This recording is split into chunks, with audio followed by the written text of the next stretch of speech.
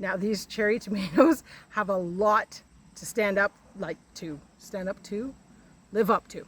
These cherry tomatoes have a lot to live up to. Boy, it got there eventually. Well guys, hold on to your hats because we're about to produce a video. I know it's been a while, right? But what better way to get back into the groove than a garden tour? And I'm about to harvest a few things, so I figured now's the time to take you guys along. And it's quite the jungle, but it's also quite contained, for my opinion. Now, one of the biggest, I guess, changes that we did this year is we constructed more raised beds. And this garden that I'm in right now was always a really big problem when we did things directly in the ground. And honestly, so far at least, it's worked out amazing. So we actually started this conversion last year, sort of in preparation for winter. We built a few beds, and we actually had a couple of them in place last year. I think we had potatoes in them, but we've kind of gone bigger here, and it's really used the space well. We're finding we can grow a lot. I mean, it's that age-old thing of you can grow a lot in a small space when you can get around the space, and it's very easy to keep the raised bed relatively tidy. And we'll go around and look at some of the stuff that's in this area. All the beds are built exactly the same, but we put different things in each one.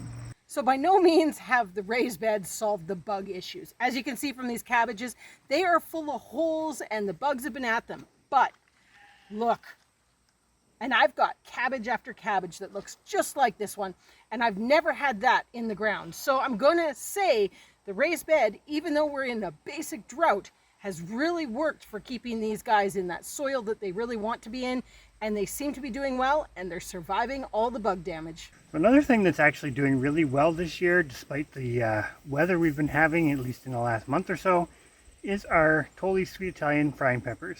We have, oh boy, I think it's like 60 some of them. I don't remember the exact number, but we planted a lot of them. And we planted them kind of staggered. So this bunch behind me is the oldest bunch we have. And they're looking amazing, but we have peppers on all of them. But I want to show you what I think is sort of the trick here on these low raised beds of why these are working so well. You can see in under the jungle of pepper plants here, there's some red ones peeking out and quite a few green ones also well on their way.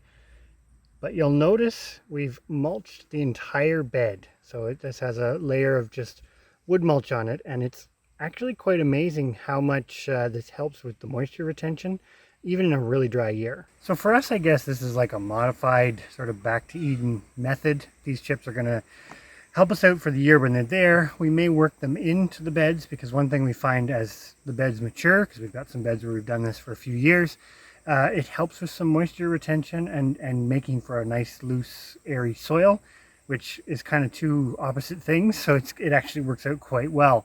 But definitely after this year, and we're not in an official drought, but it's very dry and it's very hot.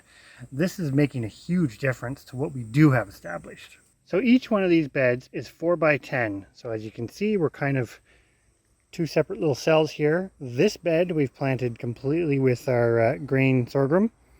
And it's actually not doing too bad considering we planted it late, but it is loving the heat. And now comes the part you've all been waiting for. Squash. This is our Canada Crookneck. Last year we did terrible with squash. Absolutely terrible. This year we upped our game, and as you can see, I think it's really paying off.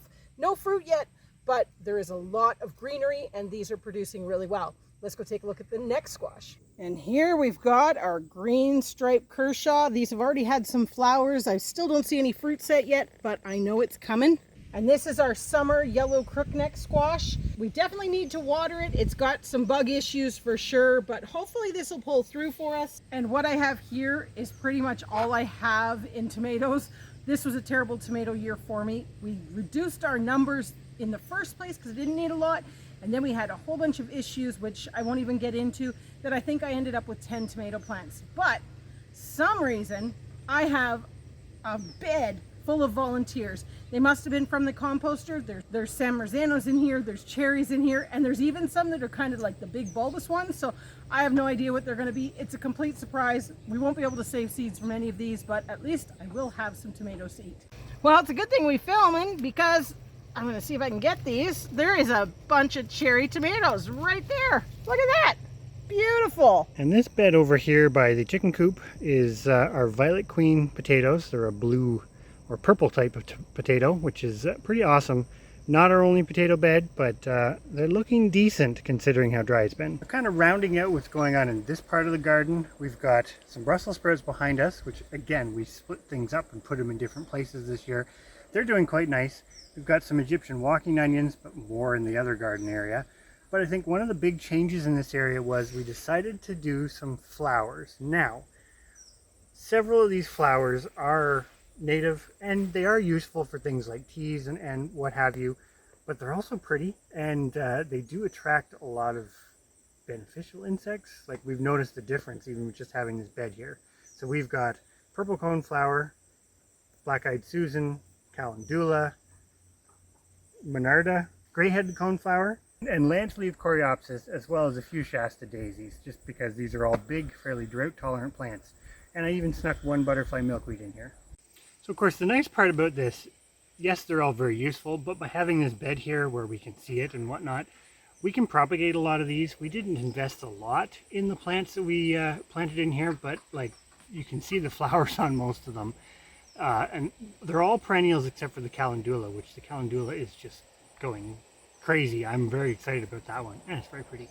And last but not least, before we leave this garden, we've got sweet potatoes in our classic blue barrel style setup, which if you're new to the channel, you can definitely go and watch some videos on that.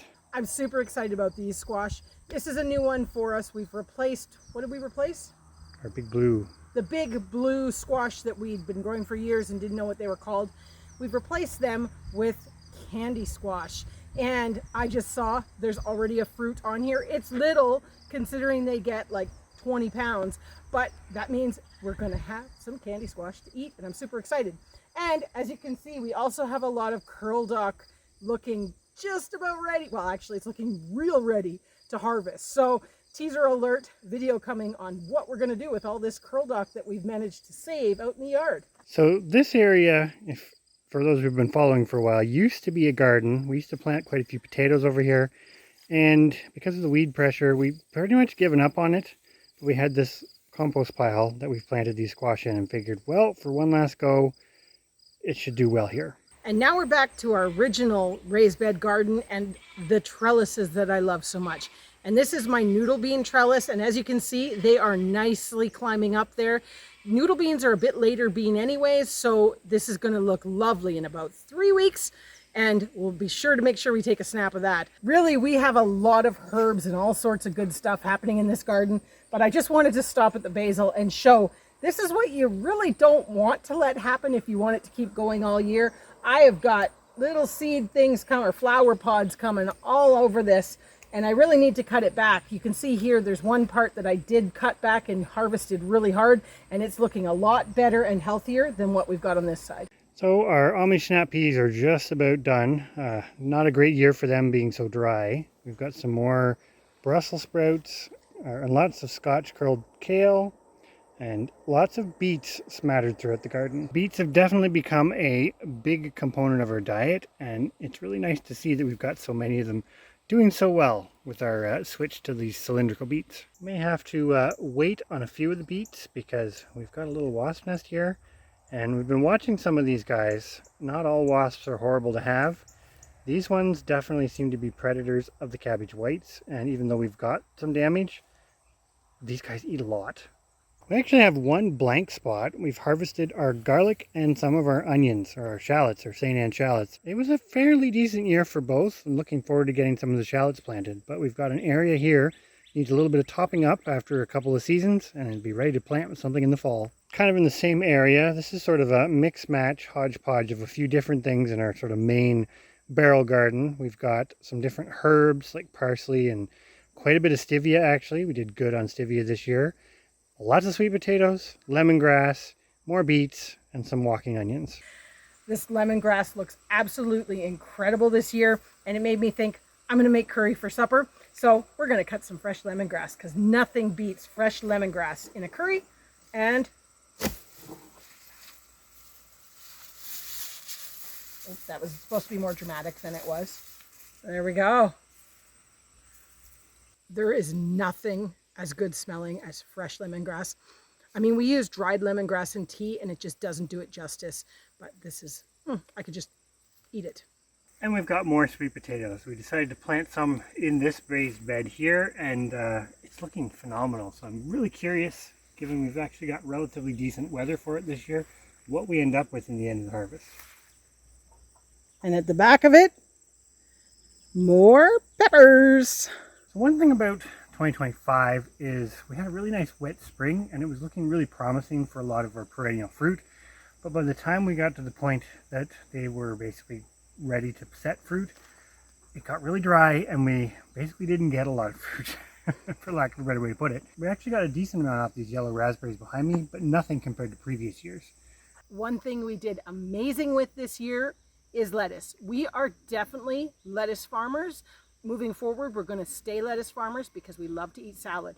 But we've got a gorgeous bunch of romaine coming here, just about ready to harvest. Behind me, you're going to see our Rouge Riviere lettuce. I'm probably butchering that. It's we call it the red romaine. It's going to seed, and we've got a whole bunch more going to seed, which you see here. Basically, we kind of narrowed it down to about 7 or 8 different kinds of lettuce that we really, really love. So we always grow a couple of those so that we can collect new seed each year.